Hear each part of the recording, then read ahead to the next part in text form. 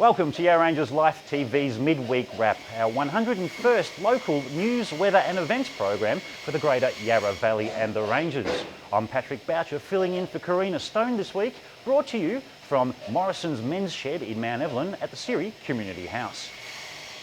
And in the Mt Evelyn Mail, we read that the Rotary Club of Lilydale and Mt Evelyn's Morrison's men's shed here have teamed up to continue the work of Croydon local Brian Frost, making wooden toys for disadvantaged kids in East Timor. For 10 years, Brian has been bringing joy to the kids in East Timor, making many thousands of toys. But when he fell ill, he asked Lilydale Rotary Club President Ron Haynes for support.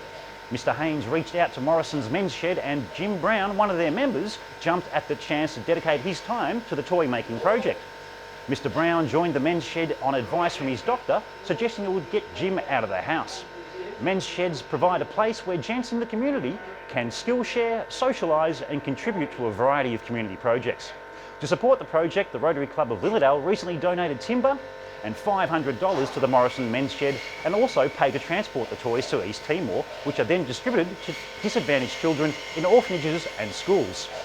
Morrison's men's shed has 35 members, is situated here at Siri Community House on Old Hereford Road, Mt Evelyn, and is open Tuesdays and Fridays. If you love to cast a line and try to catch a fish, well, Quarry Lake in Ferntree Gully is Melbourne's newest fishing destination. In both the Ferntree Gully, Belgrave and Rangers Trader Mail newspapers, we find that hundreds of catchable size rainbow trout, Murray cod and golden perch have been used to stock Quarry Lake in a Victorian first, and as part of the state government's $34 million Target 1 million plan, delivering on a key commitment to get more people fishing more often. Member for Eastern Metropolitan Sean Lean said the Knox Council and local angling clubs should be congratulated on their hard work. Over the last 10 years, Knox Council have worked long and hard to rehabilitate the old quarry site to make it suitable for fishing. And Knox Mayor Jake Keogh said Quarry Lake was a very special place for locals, and it was fitting that the state government chose the location for its fish stock program. Last Thursday, members of the Knox Boat Fishing Club and students from Upper Ferntree Gully Primary School tested the waters, and keen fisher folk and anglers can enjoy year-round fishing at Quarry Lake, with the current climate better suited to trout and the warmer months perfect for catching native fish. Now imagine, if you will, growing up in the 1930s and 40s in the Netherlands in World War II Europe, only a stone's throw away from Nazi Germany's border, where trains loaded with thousands upon thousands of prisoners, mainly Jews, destined for Hitler's concentration camps, passed your primary school almost every day. This is only the beginning of Yarra Junction local Henk Boer's story, which he is sharing in a powerful and touching autobiography, being launched this Saturday at Millwarra Primary School. Henk grew up in Sarpenmouth, and his family fled post-war Europe to come to Australia by boat, back then a 5-week journey. The Boer family landed in Fremantle and eventually settled locally in Wandon, where he met his wife, Gwen. The duo opening up Warburton's first takeaway fish and chip shop. A fascinating piece of history. The book also comes with a DVD with over 600 historical photographs, and local councillor Jim Child will launch the book at 2 p.m. this Saturday. Mill Valley Church pastor Andy Bennett will be the MC for the day at the Millwarra Primary School Hall.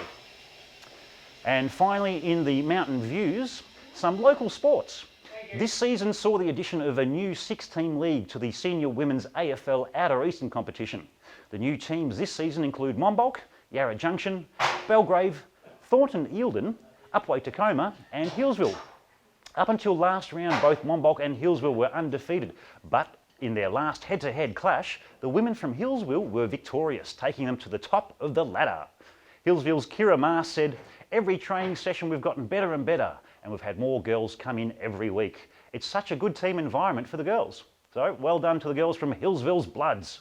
And ladies, if you'd like to get involved in the women's comp, contact your local club and register your interest.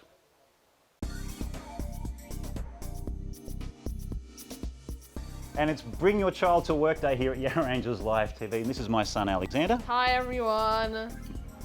So what did you do last weekend, Dad? Mate, we had a busy weekend last weekend. Well, We had a busy Sunday last weekend, of course.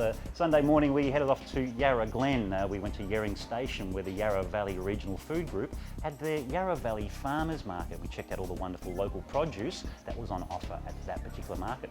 First time I've been there, and I've lived in the area since 1981. How's that? Different. And yeah, different. And then we checked out some of the amazing youth artwork that's on display at Art at Linden Gate. They've got fantastic art, paintings, photography, sculptures from local young artists ranging from the age of 16 all the way up to 22. I say all the way up, but the young talent is phenomenal, so go check it out. Nice. So what's next? What's next? Good question, Alexander. Well, next weekend we've got on Saturday, it's, yes, like the night, it's the Belgrave Lantern Parade, and of course we'll be back in Belgrave this year streaming that entire procession for you guys, so we'll be sharing that with you on Saturday evening. On Sunday we're off to Launching Place where the winter warming bonfire, of course the wonderful community event is taking place, so come on down there. Starts at 3 and goes till 7, and then after that we're up to Belgrave where the Children's Film Festival, yes, they're having their red carpet event. It's the awards night, and we'd encourage you to check out all the fantastic films that have been made by talented young kids and locals here in the Valley and the Ranges that'll be screening from Friday through Saturday, and Saturday of course incorporating the Belgrave Lantern Parade, and then the awards ceremony on Sunday, and we'll be there sharing the red carpet, of course, event then. And that's what we've got coming up. But stand by now for your local 5-day weather forecast.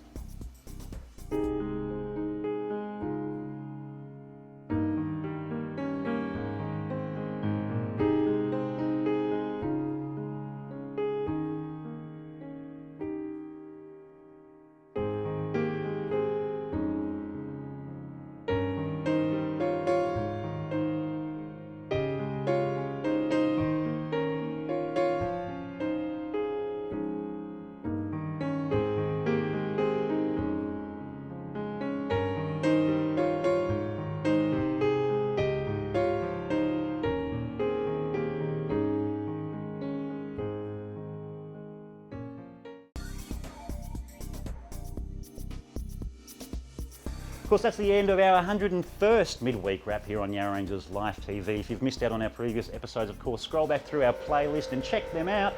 We're approaching almost 700 videos. How's that, mate? Pretty impressive. Pretty impressive, yeah. 700 videos, of course, on our video playlist over the last couple of years. All local stories, different events, different festivals, car shows, you name it, we've got it. Live music, there's something there for everyone. So click on the blue watch video button on our Facebook page, of course, to check out what's on offer. As always, we've got to thank everyone this week, of course. Alexander, thanks very much for coming along to work today. That's really cool. Yeah, I didn't really have a choice. No, you did not.